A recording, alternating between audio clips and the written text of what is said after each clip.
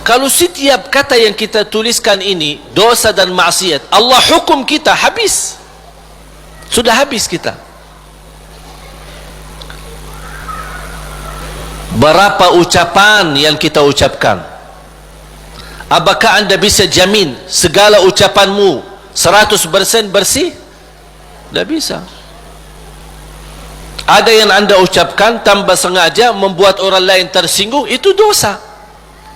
Membuat orang lain sakit hati, apalagi kalau sengaja. Makanya kenapa kita disuruh banyak istighfar? Karena dosa-dosa yang kita lakukan, tanpa kita sadari, mudah-mudahan diampuni Allah Subhanahu wa ta'ala. Makanya salah satu karunia, kata Rasulullah SAW, wassalatu ila salat mukaffirat. Salat dengan salat selanjutnya, di antaranya adalah terhapus dosa-dosanya.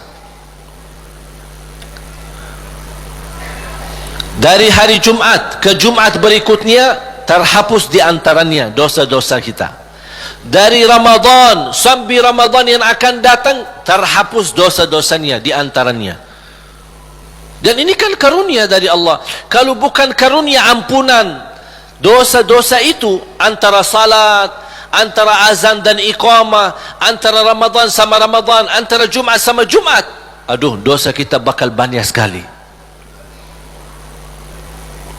Makanya ada seorang curhat kepada Imam Al-Hasan Al-Basri rahimahullah, aku dulu suka tahajud, tiba-tiba malas tahajud.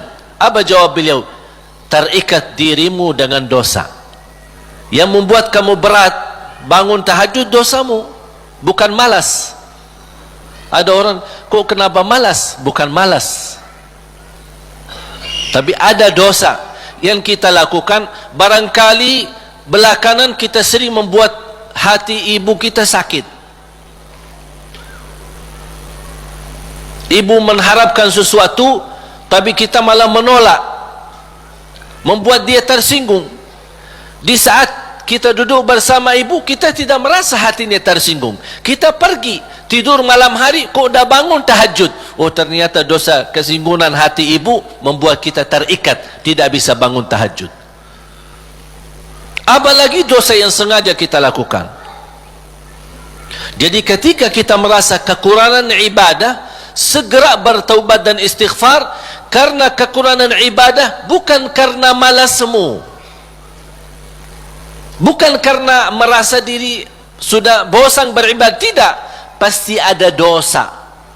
Harus bertanya diri, dosa apa yang saya lakukan sampai saya begitu malas ibadah? Dosa apa yang saya lakukan sampai sudah berubah sifat saya? Dulu saya suka salat di masjid, kok sekarang kenapa sekarang tidak suka ke masjid? Ada apa? Itu saking bahayanya dosa, sangat pengaruh dalam kehidupan kita. Makanya kalau kita terus beristighfar, selalu beristighfar, jangankan kita beristighfar karena dosa maksiat, beribadah saja kita butuh istighfar. Contoh, habis salat, assalamualaikum warahmatullahi, assalamualaikum warahmatullahi, terus astaghfirullah. Kenapa? Apakah kita berbuat dosa? Apa itu salat dosa? Tidak, salat itu kebaikan. Tapi kenapa kita diminta habis selesai salat beristighfar? Seandainya ada kekurangan dalam salat kita, pasti kurang khusyuk, kurang ikhlas, banyak kekurangan dalam salat kita. Ya Allah, mohon diampuni dengan istighfar. Maka Rasulullah SAW, sebagaimana diceritakan, suka beristighfar dalam sehari lebih dari 70 kali. Ada satu riwayat 100 kali beristighfar.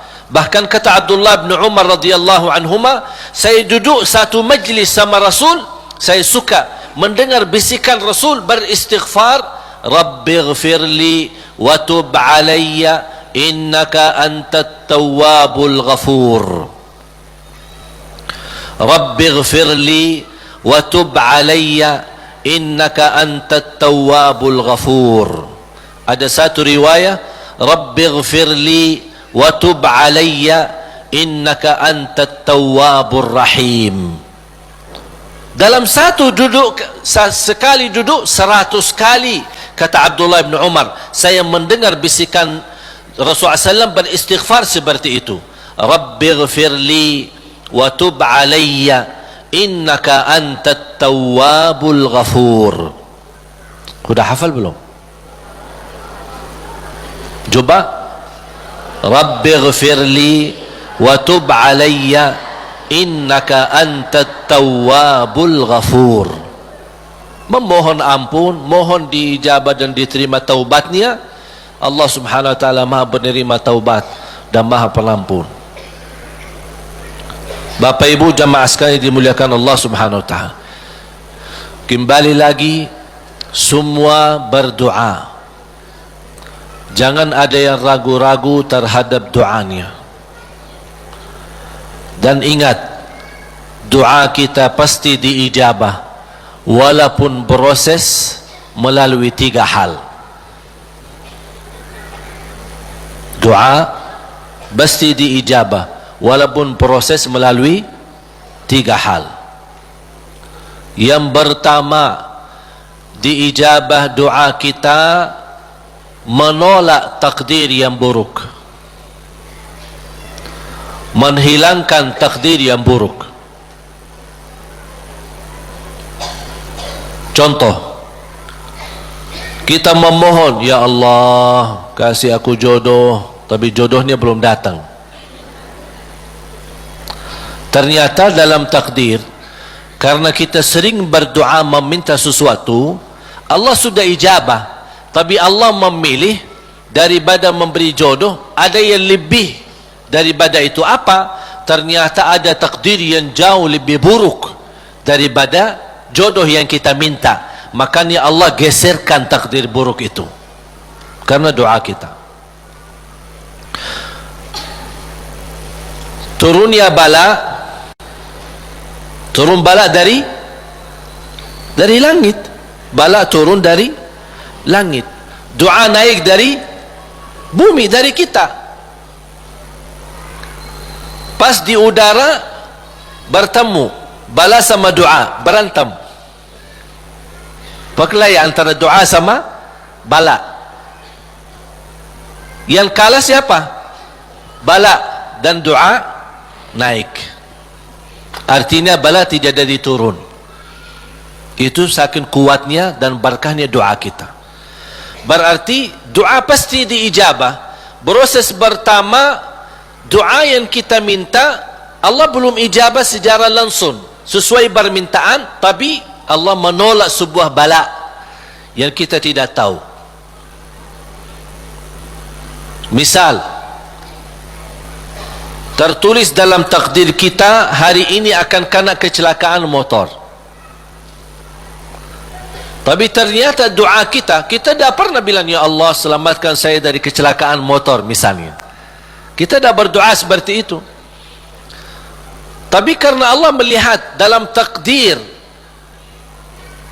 ada bala yang akan turun hari ini, tapi karena kita suka berdoa, Allah memilih mana yang baik. Allah yang lebih tahu mana yang baik. Apakah ijabah sesuai permintaan atau Allah memberi penggantinya yang lebih baik. Ternyata penggantinya yang lebih baik, Allah memilih tolak bala. Allah bisa saja kasih jodohnya tapi kena kecelakaan motor.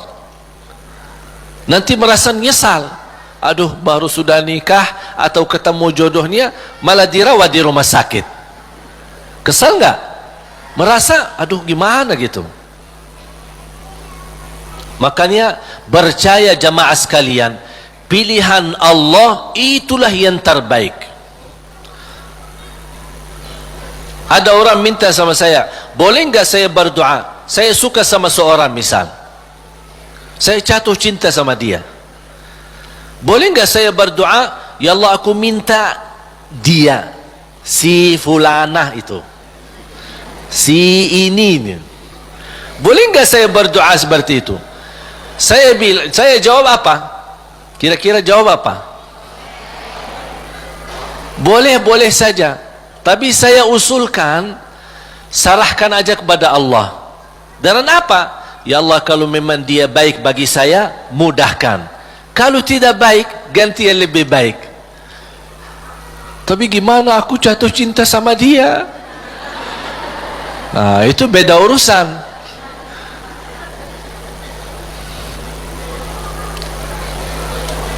Nanti ada satu cerita, insyaAllah indah, bisa menambah wawasan buat kita. Yang kedua, diijabah doa kita dan diberi oleh Allah Subhanahu wa taala sesuai permintaan. Apakah saat ini atau besok atau bisa lama? Tapi kita percaya pilihan Allah itulah yang terbaik. Yang ketiga, doa yang kita minta atau yang kita selama ini bermunajat, ternyata bala masih terus menembak kita, musibah kita terus ketemu, selesai satu masalah tambah lagi masalah, kemudian permintaan yang kita minta juga belum ketemu. Saya minta kerjaan yang bagus, belum ketemu. Saya sudah berusaha melamar kerja sana sini, belum ada. Terus mana doa aku selama ini, mana? Ternyata yang ketiga, contoh ni yang di ketiga. Yang ketiga apa? Allah simpan doa kita buat di akhirat. Berarti tak ada yang hilang di sisi Allah. Kalau tidak tertolak bala, tidak diijabah sesuai permintaan, berarti yakini disimpan di akhirat.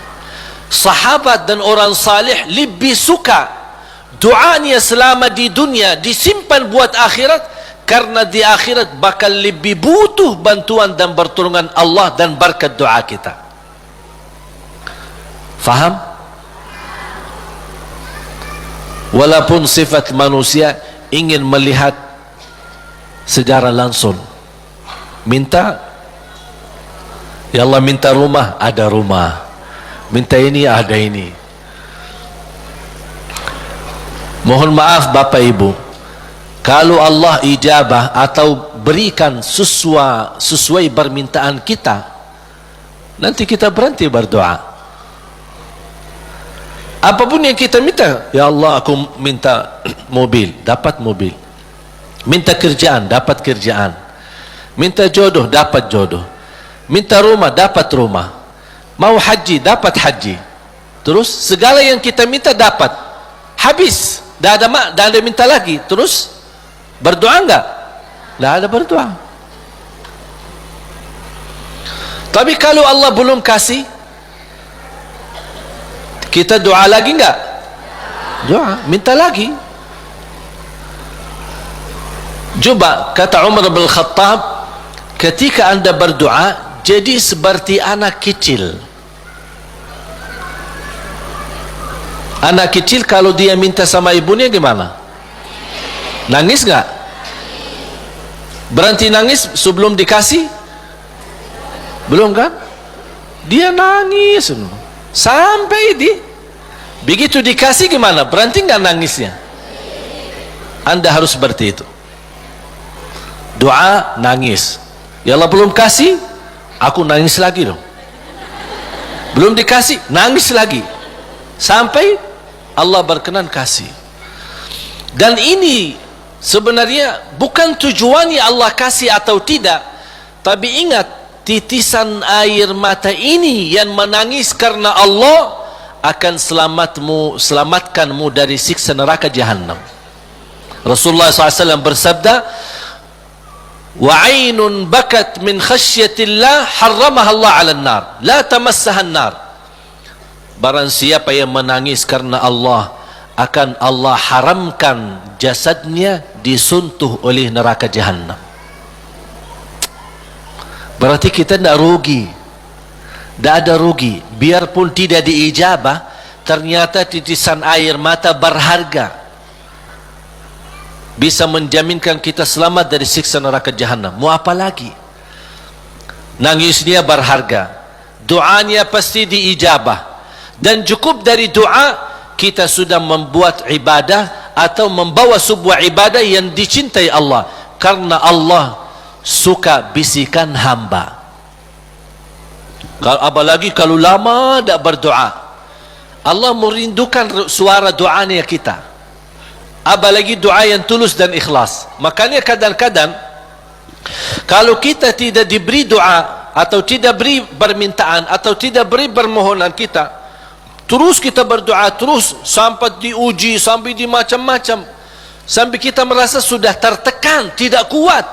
Kira-kira bisikan doa kita seperti apa nanti? Dalam keadaan doa, dalam keadaan susah atau senang? Menurut saya doa dalam keadaan susah jauh lebih murni daripada doa dalam keadaan senang. Kalau dalam keadaan senang artinya ya biasa-biasa aja, dapat atau tidak dapat. Tapi coba kalau lagi stres, lagi pusing, lagi galau, gimana bisikan doa? Ya Allah, udah nangis duluan. Kata Allah, lama sekali. Makanya itu subhanallah, saya mengambil kesimpulan dari doa, justru doa tanda Allah merindukan suara doa kita. Oleh karena itu jamaah sekalian, jangan berhenti berdoa, terus berdoa. Nabi Yunus alaihi salam ketika tertahan di dalam perutnya ikan berlama-lama di bawah laut, dia tidak pernah berhenti dengan mengucapkan la ilaha illa anta subhanaka inni kuntu minadh zalimin. Kata Imam Ibnul Qayyim rahimahullah, barang siapa yang membaca doa ini dengan sepenuh keyakinan, pasti diijabah oleh Allah hajatnya. Karena Allah habis doa ini, apa kata Allah? Fastajabna lah, kami terima dan menijabah doanya. La ilaha illa anta subhanaka inni kuntu minadh zalimin. Oleh kerana itu kembali lagi, doa kita diijabah atau tidak? Saya bertanya, doa kita diijabah atau tidak? Diijabah. Yakin? Terus berdoa. Dalam keadaan apapun selalu kita berdoa. Apalagi dalam keadaan susah yang kita yakini tidak ada Tuhan yang bantu kita, tidak ada makhluk yang bisa menolong kita, tidak ada sesuatu yang bisa mengangkat segala musibah dan bala yang kita hadapi, hanya Allah subhanahu wa ta'ala. Apalagi dalam sujud, sempatkan dalam sujud, karena Rasulullah SAW bersabda, aqrabu ma yakunul abdu ila rabbi wa huwa sajid. Hamba ketika dalam keadaan sujud, posisinya sangat dekat kepada Allah. Makanya di akhir hadis Rasulullah SAW bersabda, fa'akthiru minad du'a, berbanyalah doa. Bisa menikmati doa insyaAllah mulai hari ini. Doa menurut saya sesuatu hubungan yang sangat indah sama Allah. Apalagi kalau bisa berdoa dengan cara curhat. Bisa enggak curhat sama Allah? Kalau lagi galau suka curhat enggak? Sering saya terima, Ustaz boleh curhat enggak? Terus saya bilang apa ya? Boleh atau tidak? Saya bertanya, sudah curhat sama Allah belum? Dia bilang belum, mau sama Ustaz dulu katanya. Ada saja. Belajar bagaimana bisa curhat. Sungguh kalau kita sudah biasa curhat sama Allah, tidak bakal curhat sama manusia. Jadi ketika berdoa, jangan hanya minta, ya Allah tolonglah, tolonglah ya Allah, ampunilah. Jangan hanya suka minta, cerita. Bisa enggak anda cerita? Allah kan lebih tahu. Allah tahu segala sesuatu. Tapi salah apa kalau saya cerita apa yang terjadi hari ini? Ya Allah, aku sudah niat baik, niat tulus, dan saya pergi ke sana malah seperti ini, dicaci maki, dihina, malah dianggap, dan suuzzan, buruk sangka. Habis gimana ya Allah? Cerita, curhat, seperti meminta solusi dari Allah Subhanahu wa taala. Kalau belum merasa ada jalan, wallahi akan merasa nikmat. Cukup anda bisa nikmat bersama Allah Subhanahu wa taala.